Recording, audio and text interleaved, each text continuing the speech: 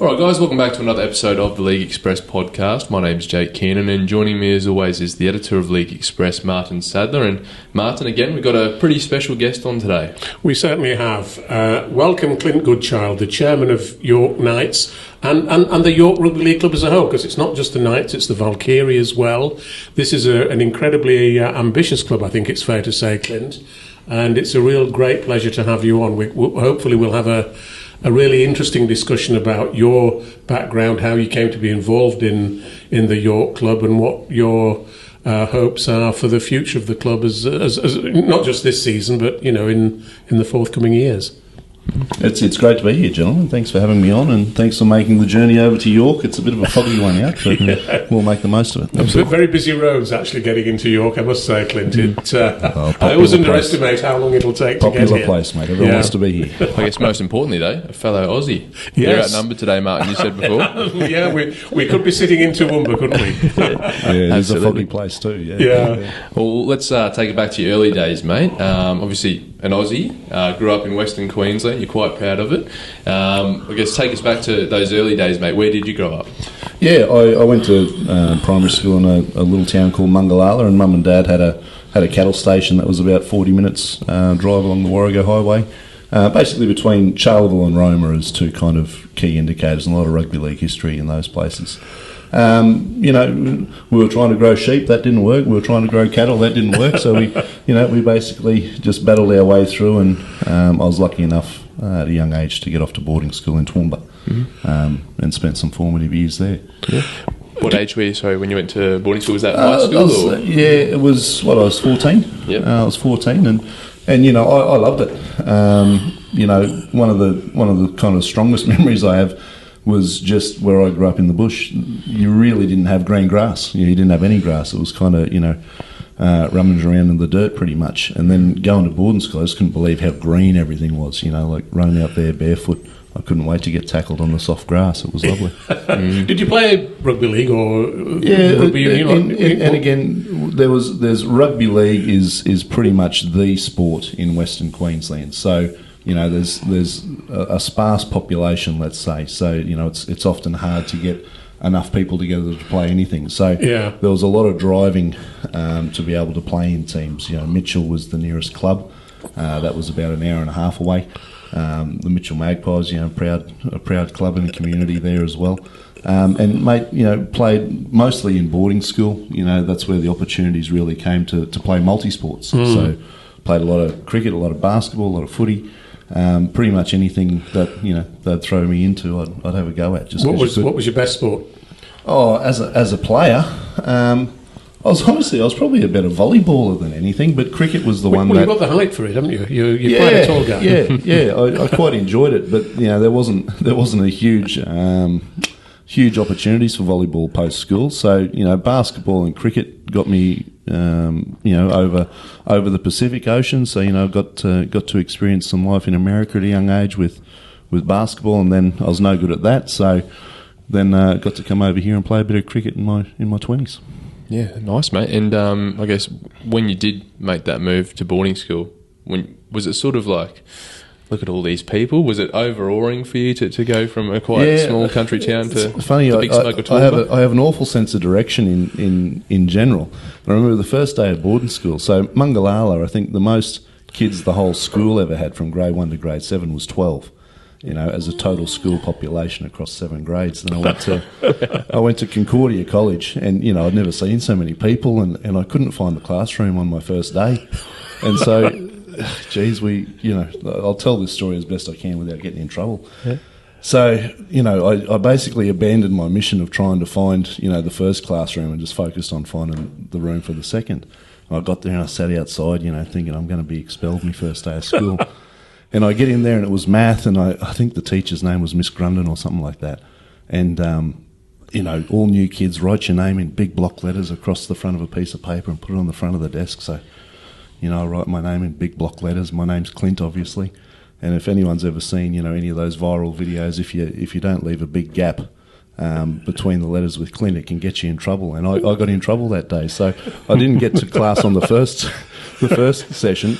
the second session, I got kicked out after about 5 minutes, and I didn't even know what for. I was quite a, I wasn't a particularly socially minded kid. I wasn't cool, that's for sure. So I was sent to the principal's office on a claim that was false.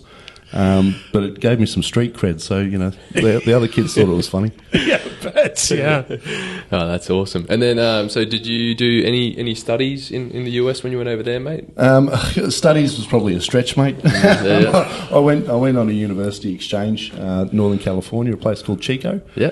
And yeah, it was it was a great time. Chico wasn't known as an educational hub, but it was presumably known quite for a near good San time. Francisco, was it? I imagine. Yeah, that's right. Yeah, near Sacramento, and yeah, it was known as a party college. So again, my social education was probably more built than my books. What were you studying there while you were there? Horticulture, viticulture. Right. So, yeah, it's the only course that I could get into with my grades. So yeah, not much good in York, that sort of viticulture, is it? I don't think there are many vineyards. Mind you, there are a few vineyards in this part of the world these days. Luckily, I'm not here for that. So, no, I never did anything in the industry at all. No. And pretty big basketball fan too. I love it. Yeah, absolutely. Been to a few games in the US. A lot. Yeah, a lot. I really, even as a kid, we had this old ant bed tennis court. That's a unique thing in itself. But in the backyard, we had an ant bed tennis court and a basketball hoop, and I'd spend hours out there. So between basketball and footy, it kept me busy. And always, I guess, held an affection and kept in touch with what was happening in the NRL while you're in the US. I imagine it'd be pretty hard to watch some of those games at the time. That first stint in Northern California, I'm a massive Panthers fan, and this was before the days of video streaming and apps and all those things. So it was quite hard to keep abreast of what was going on in the NRL other than visiting the website and just seeing kind of the results from the weekend. So I was over there in 2003 when the Panthers won that grand final against the Roosters. And so in the middle of the night, and I'm sitting there with a Corona, I still remember, staring at this screen, and it just had a scoreboard and a clock, and it would update every minute. And so I was just literally staring at this score, and it was 6-0, 6-all, 12-6. Yeah. And I'll never forget it, standing there, sitting there staring at this scoreboard update every minute. And when the Panthers won it, I was as happy as if I was there in person. But nobody to celebrate with, presumably? No, me and all my mates as usual. Yeah, just on my own. Just tell us a bit about your business background. Obviously, you stayed in California, didn't you? Not at all. So I went back to Australia. No, I went back to Australia. Went back to Toowoomba. So once my time up was in California, I was there for about 2 years. Went back to Toowoomba. I bought an indoor sports centre. So indoor cricket, indoor netball, indoor soccer, dodgeball, the bar upstairs, fried food downstairs, and kind of a pro desk, if you will. And I had that for a few years and learned a lot. Learned a lot of lessons there, both good and bad. Yeah. Thought I was a businessman when I bought that business, and I had to learn the hard lessons. So, within 6 months, I was living in the storeroom there, trying to figure out how to keep the lights on, and over the course of the next 12 months, was able to to build it up, and then I got an offer from a competitor asking if I'd be interested in selling the business, and I thought, that sounds like a lot of money for a kid from the bush, and sold it. And then I actually went to work for Channel 10, so I did a sales job for Channel 10 in Toowoomba, selling, Southern Cross Media it was at the time, so selling, advertising and marketing on TV, radio, and some newspaper, and learn a lot about structure, only, getting some experience in that corporate world taught me a lot of positive lessons as well. Yeah. So when did you branch out and develop your own business? The first business I ever had was managing olive orchards in California. Right. That was more, a cash in hand, jump on the tractor using more the skills I grew up with. But the first business I ever owned where it was, what I would consider employees, tax, lights on, rent, was that indoor sports centre, Action Arenas in Toowoomba. Yeah.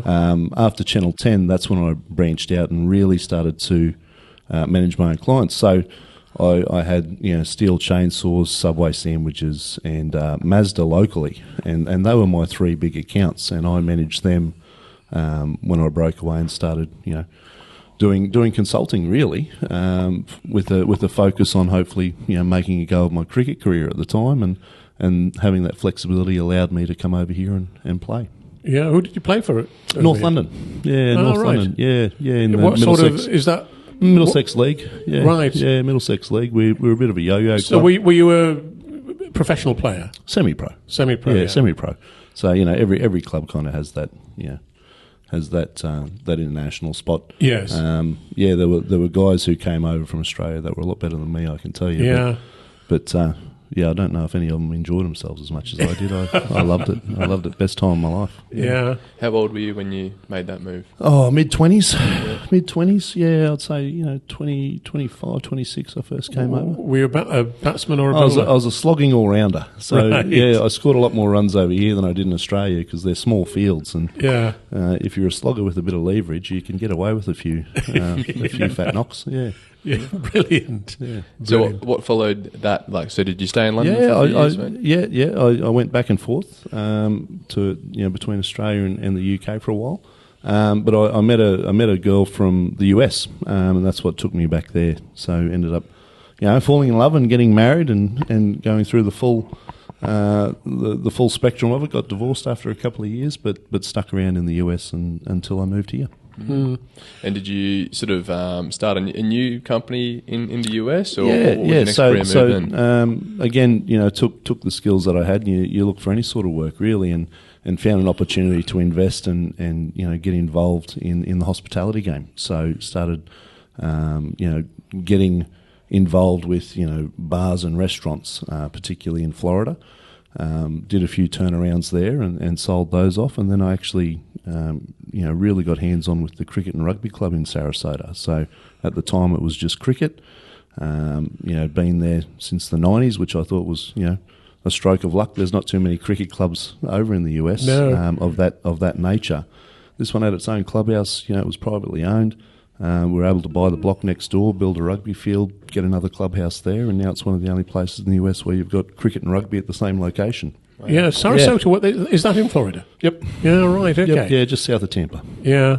Well, to cut a long story short, let's come up to date and just ask you, how did you come to be aware that you could buy this York Rugby League club? Yeah. And where were you at the time, and what made you decide to how did that all unfold? Move? Yeah. So again, my skill set's really crisis management. So I go into various businesses and was turning a lot around at the time. So I moved to Colorado in 2014, and really started to get traction with various investments and engagements there. And I was approached by the Mayor of Glendale to invest in Major League Rugby, the professional rugby union competition in the States. Which was just getting going, wasn't it, at that time? Yeah, it was. Yeah, it was this was about 2016, 17, I think, something like that. Mm. And it was a passive investment and just really support for the game. But rumour got around that there's an Aussie who does turnarounds who invests in rugby, and a couple of years later, the Toronto Wolfpack reached out. So that was kind of the introduction to looking into the game. I didn't realise here. you'd had a link with the Wolfpack. It was a very brief one. They reached out and wanted to gauge my interest and get my thoughts on what was going on. That was in 2019. Mm. And looked at it for a while. Looked at it for let's Wasn't say a you couple who of told months. them to buy Sonny Bill Williams? Was it by any chance? No. So I looked at it for a while, and it just wasn't for me. And then COVID came in and brought that to an end. As far as that Toronto was brought to a close, and one of their former employees came to do some consulting here at York, and he called me up and he said, I was on some of those calls, and I think this is more what you're looking for. And I said, well, I'm not looking for anything, but he convinced me to take a look at it, and the closer I looked, the more I liked it. And fast forward, here we are, coming into our fourth season. Amazing, really, yeah. And you moved lock, stock and barrel to the city of York. You now live here. Yeah. You know, almost you'll soon have a Yorkshire accent, hopefully, with a bit of luck. Yep. Yeah. But you know, you've obviously not regretted the move. No, it is the best thing I've ever done. And again, you know, you pinch yourself, I think, when you're a kid that grows up, you know, where I did, and you just, you know, I was just obsessed with rugby league, mate. I remember the old, I'm trying to think of the brand of playing, you know, the collector cards that you used to get in the days. Was it Smyrnal or something like Select? that? No, I'm older than you, mate, obviously. But I just remember sitting on the lounge room floor and, you know, you'd have your cards and I'd go, right, I've got to make two teams to play each other. Who can I have at fullback? Right, I'll have Alexander at fullback, I'll have Alfie at half, and, you know, and just, you know, doing that as a kid, you know, when you're 6, 7 years old. And now I get to do that. Well, I don't select the bloody team, thank goodness. But you know, I get to be in and around the sport and the thing that I've loved my whole life. I pinch myself. Yeah. And you've said your crisis management is your professional field. Well, you're in the right sport for that. Yeah. See, and this is where I'd argue with you, Martyn. I think that's rubbish. Do you? Yeah, I think that's rubbish. I think business is tough, and I think one of the tones that I see over here in rugby league is that everyone likes to talk about how bad rugby league is. It's almost like a hobby for people who follow the sport. There's a lot of work to be done, and there's a lot of improvement to be done. And don't get me wrong, mate. We're in a real pinch right now. We're in a real pinch right now. But that's where your opportunity comes. You know, when you're forced to look for change and you're forced to look for opportunities, I think that's when the best things happen. So I think we're on the brink of great things. Absolutely. Now, I guess that might lead us into IMG and their grading system. It's been, 2 years now of sort of gradings? Well, they became involved in May 2022, so we're completing 3 years of their involvement now. I think you're very supportive of IMG. Clint, elements of it. I'm supportive. I'm supportive of the minimum standards that they're driving, not just on field. Yeah. I think the game needs to take a more of a. I wouldn't say more professional, because that can be misconstrued. I think we need to take more of a futuristic commercial mindset. You know, I think we need to look at how we bring money into the game, not just grassroots players. I think we actually, do pretty well at. We do a lot with a little in grassroots as a game, but the key is to not just have a little. It'd be nice to have a lot. So as we start to look at ways to where we can bring in new audiences, new demographics, and new commercial revenue, I think that that's what I'm in support of. Well, I think everybody would agree with that, but of course it's one thing saying it, it's another thing doing it, isn't it? And you know what? Given your experience, which is probably quite unique among rugby league club owners and chairmen, I would think. What do you think the game needs to do to make itself? As you say, we're a professional sport, and one measure of how successful a professional sport is how much money it generates. Yeah. And our sport on that basis is only moderately successful, really. How would you make it much more successful? Yeah, it's a good question, mate. I think I don't know the secret to success, but the secret to failure is trying to please everyone. And at the moment, there's a very difficult task at hand if you're trying to do that. I think what we need to do is focus on the lowest lying fruit. And I don't know if there's any low lying fruit, but the lowest lying fruit, and get that right. And I think we need to look at, if I was to break this thing down into 4 phases over the course of 10 years, I'd say we have to consolidate first. We have to find a way to stop the bleeding.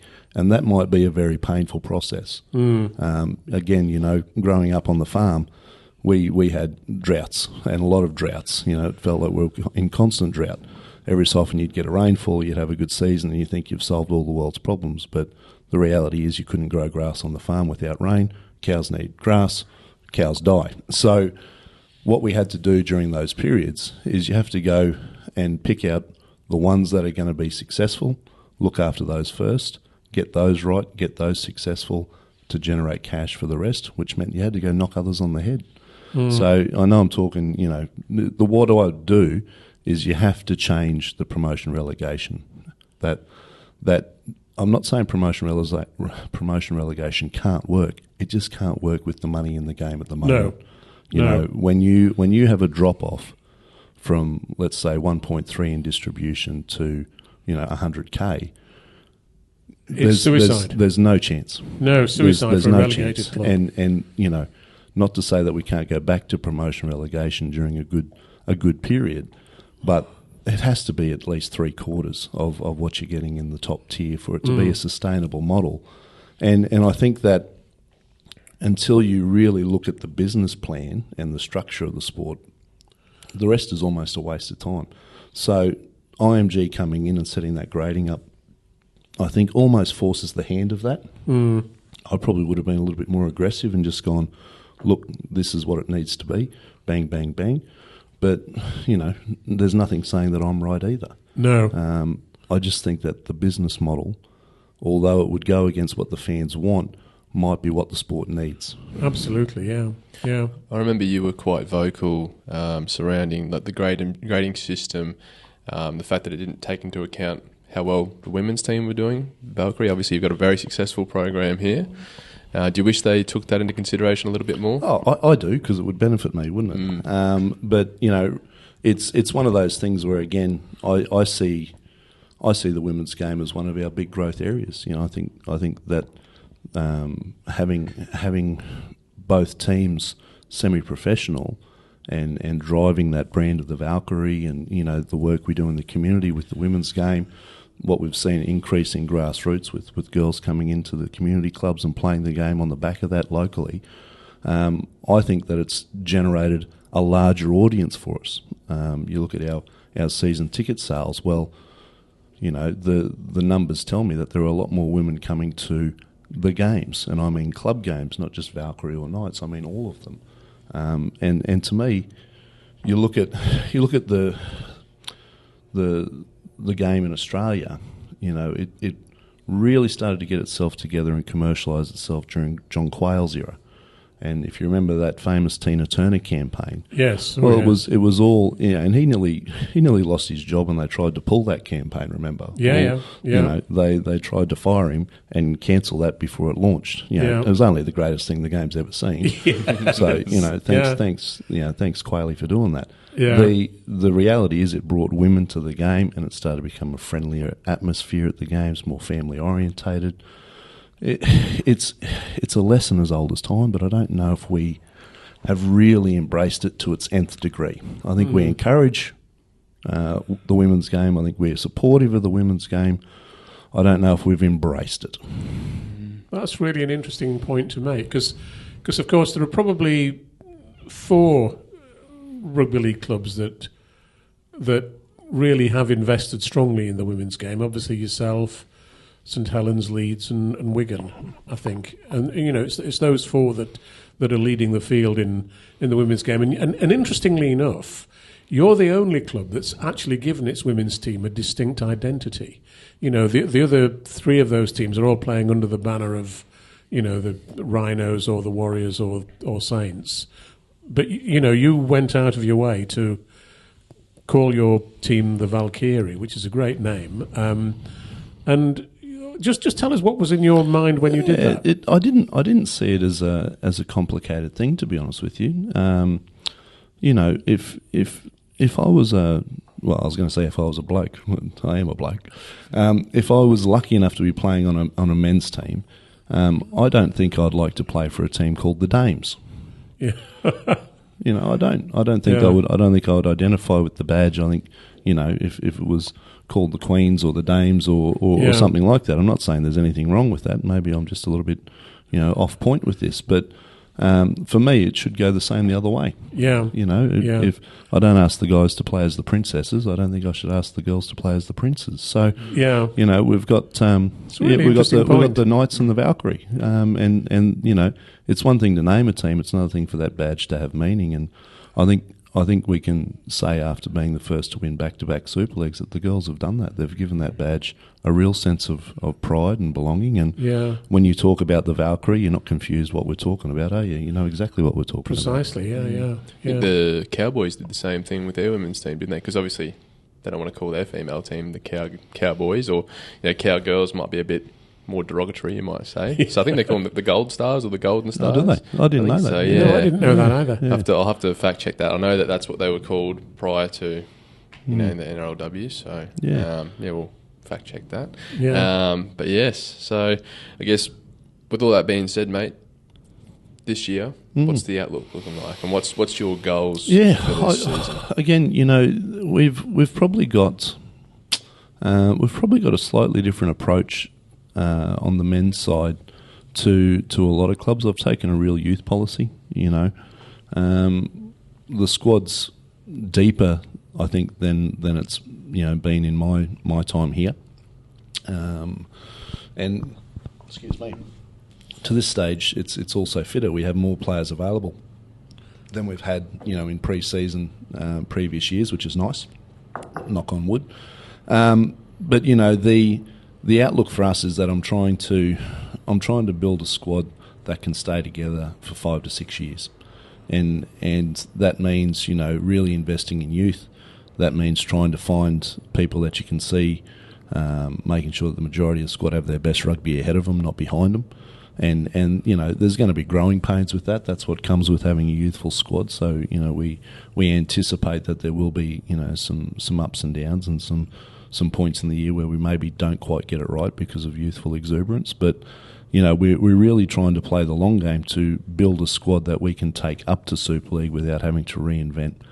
Something that can really graduate organically as a group of people as that opportunity approaches us as a club. On the women's side, they've been in pre-season. It's the longest pre-season of any sport, I think, ever. They went into pre-season in December. I don't think their first game's until April. Yeah. But it just shows how much they love the game and love being together as a group. That's a great thing about rugby league generally, isn't it? I've always been impressed by the sort of companionship of players in any rugby league team. You join a rugby league club, and from day one you've got a load of mates who are all part of the same team or the same squad, haven't you?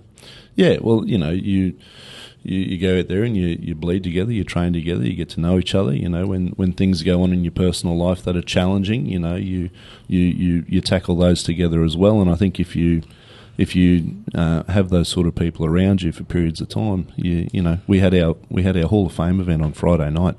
It's the second time we've held the event in such a manner, and these guys see each other once every 2 or 3 years, and you got grown men in that room there laughing and at times during the speeches crying. It just shows you that it never leaves. Once you take that field together and go through those challenges both professionally and personally, I think it's a special bond. Now, obviously, you don't really want to put a timeline on things. You might. I do. Yeah. Where do you obviously your goal is Super League. When do you hope to be in that top tier? By? Oh, jeez, I'll make a fool of myself here. No, not at all. We really want to have a sense of belief in what we're doing. That North Star. Without that North Star of this is our goal. If we aim for the stars and we hit the moon, great. So we want to have a plan of action to win the Super League. At the end of 2029. That's our plan of action, and there'll be a lot of people who roll their eyes and laugh, and I can take that on the chin. But we'll never get there if we don't have a plan. That's a fact. So when we look at the decisions we make, I try and make sure that we're not sacrificing what we want most, which is that, for what we want now, which is, might be, we need an experienced front rower. I need someone, brilliant, that guy's got, 10 years of experience in Super League, we'll take him. He'll retire next year and we'll have the same problem again. So trying to invest in a plan that has a little bit more longevity, that's our goal from the men's side. From the women's side, we'd like to, go again. I think all 4 of those teams are capable of winning the Women's Super League. Don't get me wrong, we're not trying to be arrogant, but our goal is to win it a 3rd time. And the hope really is to try and be a part of the first ever, Women's World Club Challenge. That would be something. Would be brilliant, wouldn't it? Yeah, it'd be great. Thought. So, there's a lot of challenges with that, with getting scheduling and the money together. We're the only part-time club with 2 part-time professional teams. So getting the funds together to do that. Interesting to think that game could take place in Las Vegas. It'd be great, wouldn't it? One day soon. Yeah, it'd be great. So it'll be interesting to see how Vegas goes this year with the with the new approach of Super League and international women's game and the NRL games, but. We'll find our feet. I mean, given your experience in the United States, Clint, do you think rugby league can be sold to Americans? Yeah, 100%. Yeah. They're again, try and poke the bear a bit. If they can get into soccer, they can get into rugby league. So absolutely, the Americans love to consume sports and they love events. They love to go to the bar to watch games. They have a real what would you say, a real sense of pride in their community. If it has their city badge on it, they'll cheer for it and they'll get behind it. And I've seen that with the MLR, and I've seen it with I've seen it with semi-professional lacrosse. They get behind anything. They love it. And that's the thing. Like, we are seeing that sevens is quite big now in the US, and especially with the relaxing of a lot of their sports gambling laws too. Yeah, there's plenty of money there, isn't there? It certainly is. We can certainly crack that market. I was going to ask you, mate, just as a championship club, you sort of mentioned there having that 4 or 5 year plan, building that squad. Is it hard though when you do see these players developing and then Super League clubs come knocking? That's why we do multi-year deals. So we don't do a lot of 1 or 2 year deals. We do a lot of 2 or 3 year deals, and we try and get out as quickly as we can when we see someone talented. If you ask me where I think York as a club got derailed, right? And we're going back to the mid '80s here. So the club, the last time we were in the top division was, I think, in 85, might have been 86. Yeah, I think it would be, yeah. And we had this guy called Graham Stedman who was, lighting the world on fire. Took York to a Challenge Cup semi-final at Allen Road against Wigan, where, they really pushed them and almost, if you asked the boys on Friday night if it was a dry track, we would have had them. Yeah.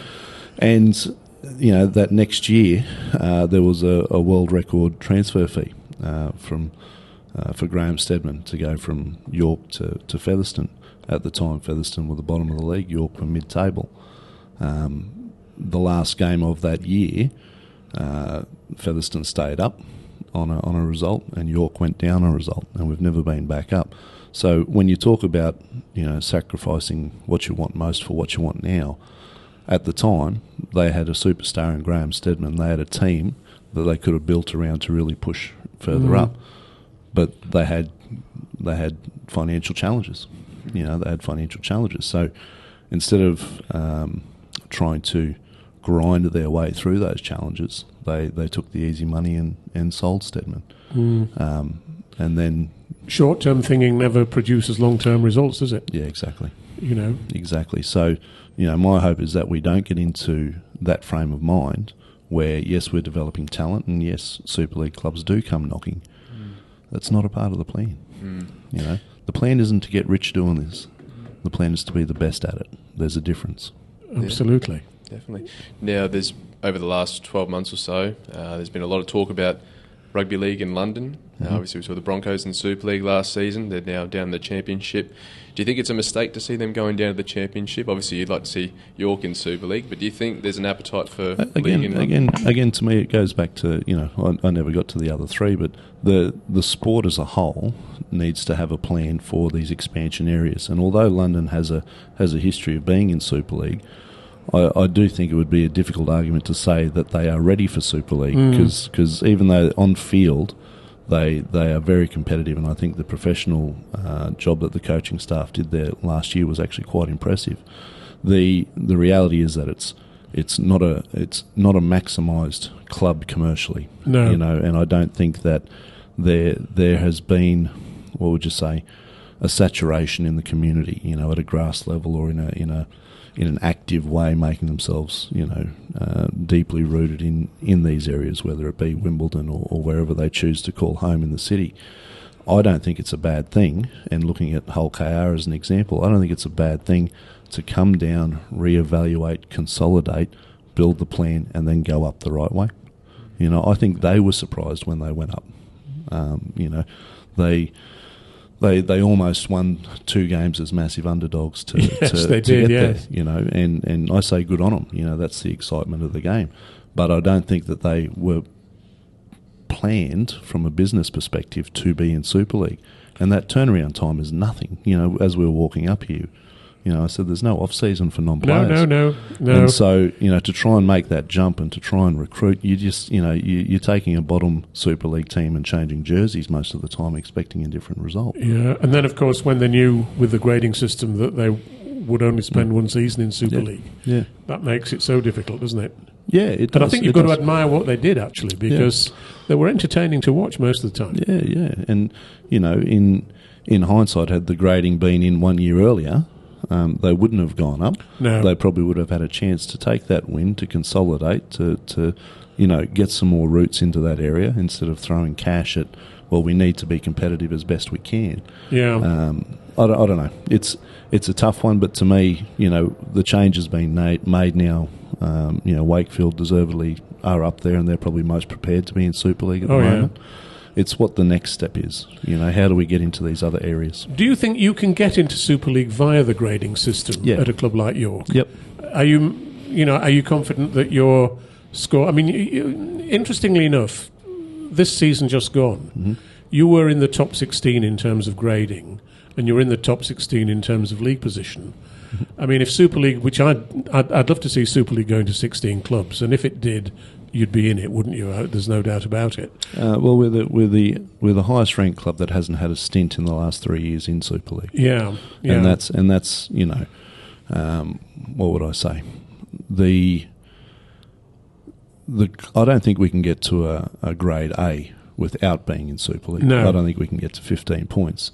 But you know, I think realistically, in a circumstance where Super League moves to 14, I think that we would be, you know, a good chance on the back of what increases we see coming this year. And all the Super League club owners would like to have 14 teams, wouldn't they? I believe there's been some serious discussions about it. Yeah. But I think again, it needs to be a part of a business plan. You know, like if we're struggling to finance the teams there now, I'm all for 14, but we need to have a plan as to how we're going to do that. Yeah. And you know, the wider the gap gets between distribution and salary cap, you know, until those two things are aligned, we're going to have tough times in traditional areas where there's not a lot of commercial growth. And that's the difference between Super League and the NRL, isn't it? Whereas the NRL, that gap is covered. In fact, the salary cap is, I think, now less than the distribution. Yeah, they basically have I believe it's like a $5 million, you know, net profit when they start. So you know the distribution is $5 million over the salary cap. That's before your club commercial opportunities start to flow in, or ticket sales or season tickets. Who's that down to? I mean, it's quite remarkable, isn't it, that when COVID arrived, you know, things looked really bad for the NRL initially, but you know, Peter Vlanders got them playing again more quickly than any other sport in Australia. And since then, they seem to have gone from strength to strength. You know, it's been a remarkable performance. I think Mr. Vlanders is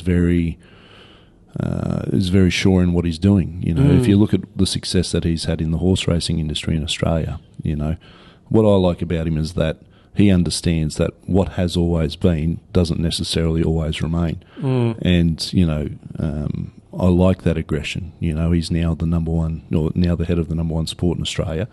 But if you ask me where, again, you know, the fork in the road, remember Australia made some really, really tough decisions I'm going to say, I think it was 2000, you know, forcing mergers. You know, I remember South Sydney got kicked out of the competition. They found themselves in a scenario where, you know, post-Super League war, there were too many clubs with not enough money. You know, facilities were run down. It was quite a similar scenario. And they took a very hard-nosed approach to it, where merge or you're out, you know. That saw, you know, eventually North Bears, North Sydney Bears. They merged initially, that didn't work out, and then they exited the competition. Souths exited. There was St George, which has won, I think more premierships than any other club. Absolutely, they had to 11 merge in a row. West Tigers. We're talking about Balmain, one of the foundation clubs from 1908. They took a hard nosed approach, and that was a lot of pain, and there was protests and court cases and all sorts of aggravation and squabbling during that period. But because they condensed it from 20 teams, I think, down to 16, or it might have even been less, at that time they were able to keep their healthy cattle going. Yes. And then when the good season came, they took an approach where Melbourne will take Melbourne. And that's probably my argument for London too. Growing up in Australia, if you told me that Melbourne would have a professional rugby league team in the NRL, let alone probably be arguably the most dominant club, I would have laughed at you. Rugby league doesn't work in Melbourne. Well, it does. Yes. It works very well in Melbourne. And if it can work in Melbourne, Clint, it can work anywhere. Well, with the right people, the right approach, and the right strategy, and I the believe right money, so. of course, as well. Yeah, and I really get excited when I see some of the stuff in the news at the moment around the London Broncos. I think for the game, we need London to be a dominant club. If London is winning Super League in the next 5 to 6 years, we all benefit. And there's been a little bit of news lately. I don't know how true the rumours are, but the Brisbane Broncos looking to invest. No, that's been debunked. Okay, the Broncos have said they're not interested. Yeah, I wonder where that which doesn't necessarily mean that some people connected with the Broncos may not be interested. I'm not too sure about that. But the Broncos themselves, I mean, they did own the London Broncos back in the 1990s. Barry Moranta, you don't know if you remember him, but he did. Terry Madison and all those guys. And they were very successful, and they sold the club to Richard Branson's Virgin Group. And unfortunately, the London Broncos was one of the few businesses that Branson didn't manage to make into a gigantic success. Well, I think he wanted to put a lot of money into it and was basically held at arm's length. Which obviously that was a great move. No, it was just it just didn't mix. It was. It just didn't mix with the traditional rugby league mindset, I don't think. Which is probably what we need, mate. I couldn't agree more. Yeah, it's just probably what we need. Yeah. And what have you thought of, I mean, last year there was a few rumours that the NRL might look to invest in the Super League. Do you think that's something you would welcome? It depends on the terms, right? Like any great deal, it's all about the terms. So it's hard to comment on whether that would be a good or a bad thing, because until it's something that's discussed and thought through. But what I will say is that I think new capital coming into the Super League with the right strategy and an approach of this is how we're going to do it, this is why, and this is what we expect at the end. Again, my thing is consolidate, centralise. There's a lot of things that I think cost-wise we should be centralising as a sport. We've got to capitalise then. Once your product's polished and you're prepared, then you take it to market and you get that right. And then we've got to conquer. We've got to have a plan to, in my opinion, the fact that Wales has such, a deep history of producing players, absolutely, over the last 150 years. Some of the greatest players in the history of our sport. Absolutely. The dominant period prior to the Second World War here at the club, half the club was from Wales, and they were coming up here, and to me, the fact that we haven't nailed a Cardiff team, haven't nailed a London team, I've never heard a real discussion around a Dublin team. No. To me, having those teams almost be league owned, brought into a scenario where they're solid, and then they graduate to Super League, and then that's when they become owned by private entities or investors. That sort of approach to me, it's not new. I just don't know if we've ever sat down and really looked at it as a sport. Maybe we have. Have you ever thought that you might be the right guy to run the game in this country, Clint? No, with those I thoughts? have not thought that, mate. I don't think I'm a particularly popular person, mate. But are you not? Again, maybe that's what the game needs. I don't know. Yeah. But no, I've got to prove myself here. Yeah. We've got to be successful here before I start telling other clubs what to do. I'm just talking as a whole as a game. Let's just talk about the championship, though. What as an Aussie coming here, you've been involved, as we say, for about 4 years now. What do you think of the Championship as a competition? I think it's brilliant rugby league. Yeah. And again, it's going to sound very contradictory. Like there's the business hat where I go, right, this is what the sport needs to succeed. We've got to go get capital. We've got to have a plan to commercialise and grow. But the little kid from the bush who actually, like the fan in me, like going to Batley is one of my favourite days of the year. I love it. I do. I love it. I love going to Batley. Do you have and the meat and potato pie before the game starts? Yeah, that's great, isn't it? And like I'd recommend that to anyone. But it reminds me of like in the same way, and again, like the Toowoomba Clydesdales. I love going to the Toowoomba Clydesdales games when I'm back in Australia, as much as I enjoy going to a state of origin, whatever. Very different, but I love it. But do I think the Toowoomba Clydesdales belong in the NRL? No. No, but that's not saying that they don't have value and they don't bring, that they don't have a place in the game. They absolutely do. They should be a semi-professional club with 3,000 people at every home game, sure. and a real sense of community. Yeah. And that's probably, same with Mitchell Magpies. Like, I love the Mitchell Magpies. I'm very passionate about them. Do I think they belong in the NRL? No. How difficult is it not having a TV contract for the Championship? Because, we were offered one. Yeah. We were offered one, and it went to vote 3 times. Yeah. And in the end, I think, it's like the Chinese cabbage. That one. If a container full of cabbage comes in and you're not quite sure if the cabbage is right, we'll go back to it in a week and see if it's still good. And it was a little bit of that. So by the time we actually, got to a third vote and all the discussions had taken place, I think Premier Sports just got sick of us. Yeah. So I was very disappointed because, again, I want to have commercial inventory. I want to be able to, drive new partners into our club and into the game. And it's about eyeballs. So, if you are Land Rover on the front of our shirt, Lloyd Motor Group, they would love to be on TV in front of an extra, 30,000 people every weekend, wouldn't they? And that would allow me to then go, hey guys, we're going to up this deal this year. And if you don't, that's okay. I've got these guys over here who are willing to jump on. Sure. And you create competition in the market through, through having people watch the game. And the big reason why it didn't happen is that, we're worried about, losing visiting fans or people not coming to the game. I think that's been debunked over and over and over in every sport, like not just rugby league. Yeah.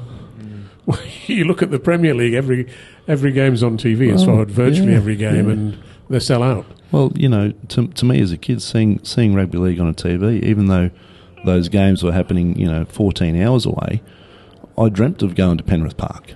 Like it created an appetite for me seeing it on TV. You want to be a part of what you see. Yeah. Well, at least that's just, again, I've got lots of opinions, don't I? Yeah, well, just in terms of those sort of unpopular figures, you thought you weren't very popular, mate. Yeah, probably not. I mean, Peter V'landys, he is considered by some as a bit of an outspeter. Some people don't like him, do they? Yeah. He gets it done, doesn't he? Yeah. Peter is a proven entity. He's had success. He's done it. He's done it again and again and again. And I think someone along those lines, would have value in the game. But also, let me be very clear here. I think the guys at the head of both Rugby League Commercial and the RFL do an incredible job. But they don't have a capital runway to launch. No. So you can't. You could have the best jockey in the world, and if you stick it on a donkey, good luck winning the cup. And the game's not a donkey; it's just not capitalised. And as an opportunity, I look at what's happened in UFC over the last 20 years. I look at and for me, maybe I'm what am I now? 43. So for me, I see myself still in the game at 70. So I don't have a 3-year approach. I have more of a 10, 20-year approach. The ability to get this right over the next 10 to 20 years to hand it off to the next generation, it's there.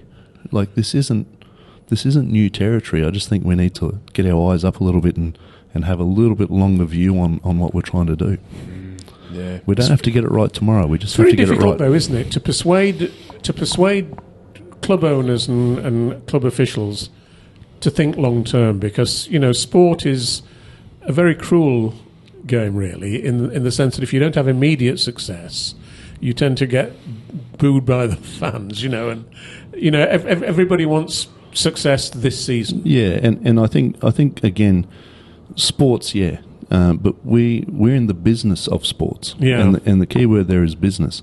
And if you want to be popular with the fans, well, for a start, don't get involved in managing sports teams because that'll be fleeting at best. Yeah. And if you judge your success on what happens in a season, well, I think again you'll lose your confidence and direction very quickly. It's that reactive nature of pressure. You have to have your plan set out before you start, because if you don't, the emotions of the ups and downs and the roller coaster, it will distract you. It will send you in directions where you didn't set out to go. Yeah. And that's the nature of it, and that's why it's fun. Like you have to understand when you're a player or a coach or someone in the public eye in relation to sport, that you're a character in people's reality TV show. It's not personal. Yeah. It's not personal. If someone has an opinion and they boo you on occasion, well, that's the character that you play in this pantomime. That's why it's fun. One of the problems with rugby league, though, Clint, is that we're not very good at promoting our leading players to the general public, are we? A lot of people nowadays, especially in the social media era, like to focus on individual players. In football, you look at football, obviously the major sport in this country, and people find it easy to identify the top players, Haaland for Manchester City, Mo Salah for Liverpool, and so on and so forth. We're not able to break through with some of our, Bevan French, for example, is probably the most exciting player to watch in Super League. But as I think he said, he could walk down the main street in Manchester and nobody would know him. And we need to somehow get more of our leading stars centre stage. Well, and again, I think we have to realise that we're in the entertainment business, Yeah. and entertainment isn't just on the field. No. So if you look at the personalities in rugby league in Australia, they're Beau Ryan and Matty Johns. Now, Matty Johns, represented his country and won with the Knights in '97, and he's contributed a lot as a player and had a lot of success. But had he not been the personality on the footy show, and had he not had those characters, Reg Rake and Trent the flight attendant, and would he be someone that we talk about today as regularly as we do? Yeah. Probably not. Mark Geyer, again, I love me Penny Panthers. Mate, Geyer was a head case on the field, but as a personality, you put him on the, and again had great success, represented his country, and had some incredible moments, but as a personality, you put him on the radio, where not to have a pop at you blokes, this conversation is very informational. It's very informational. I think that we need to create platforms for people to show their character, to where maybe it's not about getting the statistics right and getting to the heartbeat of what's wrong with the game. Maybe it's about having some fun, and maybe it's about having a laugh, and maybe it's about creating platforms for these players to show their personality. Beau Ryan. Oh, I'd love to find an English Beau Ryan. But they're there. Yeah. Go have a drink with any club. There's one in every crew, isn't there? There is. Yeah. There's one in every Funny crew. guys. But if we bring them on a platform like this, and again, I know I'm a guest, and I'm so thankful to be here. I'm not having a pop at it. It's the balance of all things. Yeah. We have a lot of informational rugby league shows. Yeah. The story behind. Where's the clowns? Where's the? It's a really good point. Where's the? There's two things that sell. Yeah. It's laughter and tears. Yeah. Where's the laughter and tears? Yeah. We could swap these out for a few 4X golds, And, maybe. and to be honest with you, we'd probably have a great time. And it's the balance of all things, isn't it? So these shows are incredibly important to really get to the heart of the discussions that need to take place in the game. Yeah. But I think that we forget the key word is game. It's fun. Yeah. Let's put some of these lads in a spotlight. You seen Brendan Smith do a podcast? Willie Mason? Yeah, brilliant. Yeah, They Willie are. Mason. I mean, They are.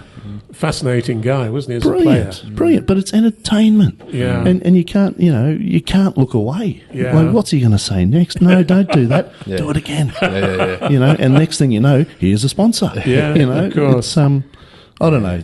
I think we need to stop being so...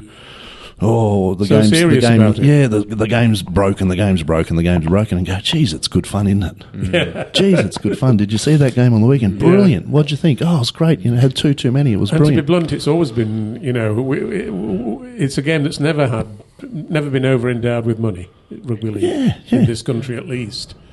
Not quite so in Australia at the moment, of course. I remember watching the Sunshine Coast Falcons play a few years ago when there was Cooper Johns, Harry Grant, Pappenhausen, Brandon Smith coming through the system, and every post-match interview they did, Cooper Johns would be coming up behind Harry and playing pranks, and they'd just be having jokes with the interviewer. So we need to see a bit more. Well, of that, and I look at the guys who the comments, Blackpool versus Bondi, those sorts of things. You look at the fight game. Our good mate Eddie Hearn. Thanks for the negative shout out, Eddie. Yeah. I think we're too polite sometimes. Yes. And I think that it's okay to go, I'm from Yorkshire, I don't like you guys. Yeah. And I don't like the way you look at me just because you're wearing the wrong jersey. We almost need that build up. Whereas we know as a sport there's always a handshake and a beer and that locker room connection at the end of the game between opponents. But I think did Warrington do something a couple of years ago where they almost had the boxing pre-bout thing where it was they sat down opposite each other and went, I think this about your mum and I think I think that about your dad and tried to actually embrace the entertainment side of it. I don't know if that's worth the doing, rivalry. But State of Origin works because I don't like people from New South Wales. I think they're awful. And they think the same about me. And it creates a different environment, and away we go. That's right. Yeah. I just think Australians are awful, personally. And that's why the Ashes works. That's all right. Yeah. That's why the Ashes works. It's important. It's okay. It's Careful, okay. mate. Remember, you're outnumbered here. Yeah. No, this is true. And you're both bigger than me as well. No, I'm slow, though. I'm very slow. Yeah. Right, well, we're sort of, coming to the end of the episode here. Just a couple of questions for me, mate. I didn't really prep you for this one, but best piece of advice you've ever been given? Jeez. Can be rugby league related, Me business related. mum, growing up, and I think about it quite often. And ironically, she used to often say it because, I'd be out in the backyard, getting cranky at myself because I couldn't, hit a drop kick over the tree or throwing oranges on the roof and dropping one. She would always say to me, everything in moderation. I'd get quite single-minded and quite focused. That was best advice ever given to me. Best advice to give to others: be kind. Do no harm, take no shit. If you can get that balance right of do no harm, and also know that you can stand your ground and you can disagree with someone. I think that's good advice in life. Mm-hmm. Absolutely. And anything from back home you miss? Coffee? No, mate. No. I tell you. Oh, geez, I miss Mum's corned beef silverside. Yeah? Yeah. Mum. We grew up. Sorry for another tangent. No, you're right. In the house where we grew up, we only had wood fire heating. So we had this old wood fire oven. It was my job to go cut the wood, and you could never get the thing above a certain temperature. So whether you're doing your corned beef, this pot would sit on this wood stove. And I feel like it would sit there for 4 days, and I could smell it through the house, and the anticipation would get the better of me. And I'd, in the middle of the night, I'd sneak in there and try and peel a bit off. And that probably tells you why I've got the biggest belly in the game. But Mum's corned beef and white sauce with veggies, mate. I dream of it to this day. Absolutely. Can't you send you some in the post? Oh, jeez, mate, she'd probably disown me by now. But no, that's probably the one, mate. Yeah, awesome. Well, anything else from you, Martyn? I think where are you hoping York Knights finish this season? On top. And winning the grand final? Yeah. Exactly, and with a bit of luck going up into Super League next year, perhaps. That'd be nice. Yeah, when the time's right, I think it'll present itself. So we've got confidence that if we finish top 4 as a team on the night side of things, the finances, all that sort of stuff. Every indicator tells us that there's another jump in points coming. Will it be enough? Who knows? Yeah. Who knows? But we've almost taken the mindset of removing ourselves from being deterred. It's just doing the best. We'll do our best.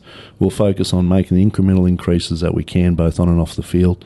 And if we're there next year, great. If not, we'll just continue to do our best to make the incremental increases, and it'll come one day. Well, good luck, Clint. I hope Thanks, it does, guys. and it's been a pleasure to talk to you. Thanks for having me on. Really has. And, you've got a great show. I do love it, so thanks for having me on. No, it's a pleasure, mate. And if you do want to follow York's journey this season and you can't get to any of their games, you can always go and pick yourself up the League Express, totalrl.com/shop if you want the online copy. Exactly. And yeah, we'll end it here, mate. Brilliant. Cheers, Clint. Thanks, guys. Appreciate your time, Cheers, mate. Thank Good you. to see you. Good on you, Martyn. Pleasure. Thanks, guys. Cheers.